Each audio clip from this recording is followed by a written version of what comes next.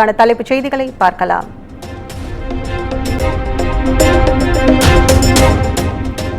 முதலமைச்சர் தலைமையில் நடைபெற்ற அமைச்சரவை கூட்டத்தில் 44,125 கோடி ரூபாய் மதிப்பிலான திட்டங்களுக்கு ஒப்புதல். 15 முதலீட்டு திட்டங்களுக்கு ஒப்புதல் வழங்கப்பட்டதாக கூட்டத்திற்கு பின் பேசிய அமைச்சர் தங்கம் தென்னரசு தகவல்.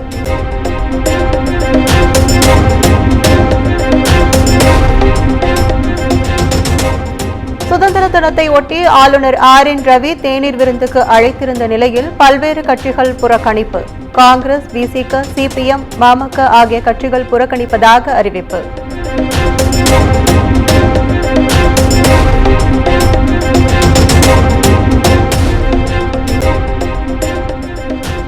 நீலகிரி, கோவை மாவட்டங்களில் இன்று கன முதல் மிக கனமழைக்கு வாய்ப்பு. திருப்பூர், மதுரை, நெல்லை உள்ளிட்ட 7 மாவட்டங்களில் கனமழை வெளுத்து வாங்கும் என வானிலை ஆய்வு மையம் எச்சரிக்கை.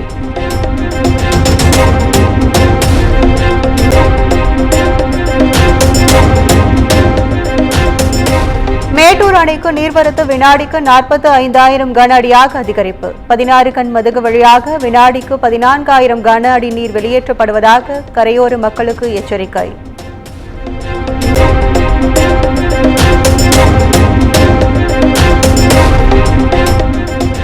தஞ்சை மாவட்டம் கல்லணையில் இருந்து டெல்டா பாசனத்திற்கு 19,528 கன அடி தண்ணீர் திறப்பு.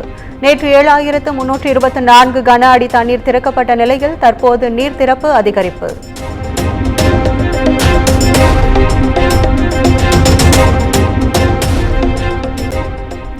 செப்டம்பர் 9ஆம் தேதி 54வது ஜிஎஸ்டி கவுன்சில் கூட்டம் நடைபெறும் என அறிவிப்பு. டெல்லியில் மத்திய நிதி அமைச்சர் நிர்மலா சீதாராமன் தலைமையில் கூட்டம்.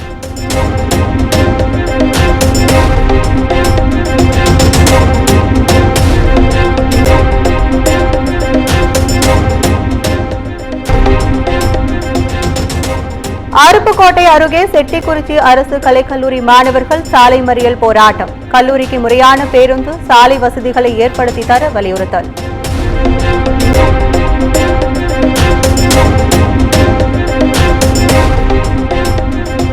பொன்னேரி அருகே தனியார் சோப் நிறுவனத்தின் ஆக்கிரமிப்பில் இருந்த 150 கோடி மதிப்பிலான 14 ஏக்கர் நிலம் மீட்பு. கிராம நத்தம் நிலம் போலி பட்டா மூலம் ஆக்கிரமிப்பு செய்யப்பட்டிருந்த நிலையில் வருவாய்த்துறை நடவடிக்கை.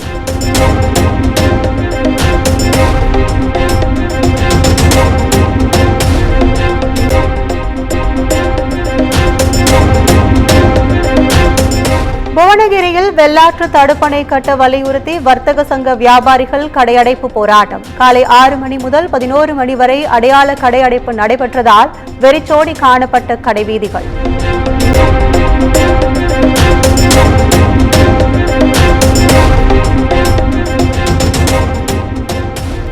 மயிலாடுதுறை கொள்ளிடம் ஆற்றில் கதவணைகள் அமைக்க வலியுறுத்தி வணிகர்கள் அடையாள கடையடைப்பு போராட்டம். வணிகர்கள் தங்களது கடைகளை காலை 6 மணி முதல் 11 மணி வரை அடைத்து போராட்டத்திற்கு ஆதரவு.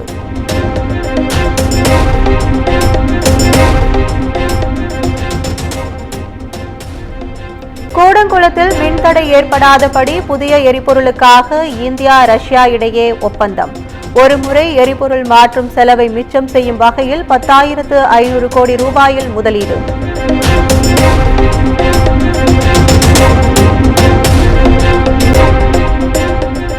கொல்கத்தா மாணவி கொலை செய்யப்பட்ட மருத்துவக் கல்லூரியின் முதல்வர் காலவரையின்றி விடுமுறைக்கு அனுப்பி வைப்பு.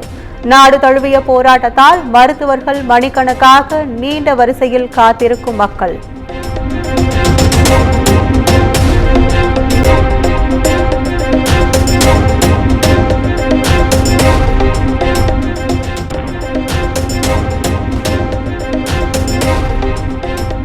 ஒலிம்பிக் ஹாக்கி ஆண்கள் பிரிவில் வெண்கலம் வென்ற வீரர்கள் இந்தியா வந்தடைந்தனர். டெல்லி விமான நிலையத்தில் மேலதாளம் முழங்க மாலை அணிவிக்கப்பட்டு உற்சாக வரவேற்பு.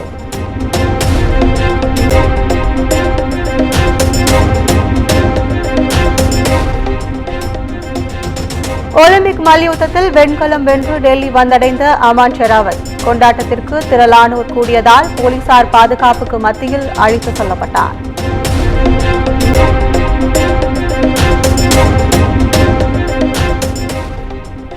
வினேஷ் போகத்துக்கு வெள்ளிப் பதக்கம் வழங்க உலக மல்யுத்த சங்கம் எதிர்ப்பு தெரிவிப்பதாக தகவல். வினேஷ் மனு மீது இன்று இரவுக்குள் தீர்ப்பு அளிக்கிறது சர்வதேச விளையாட்டு தீர்ப்பாயம்.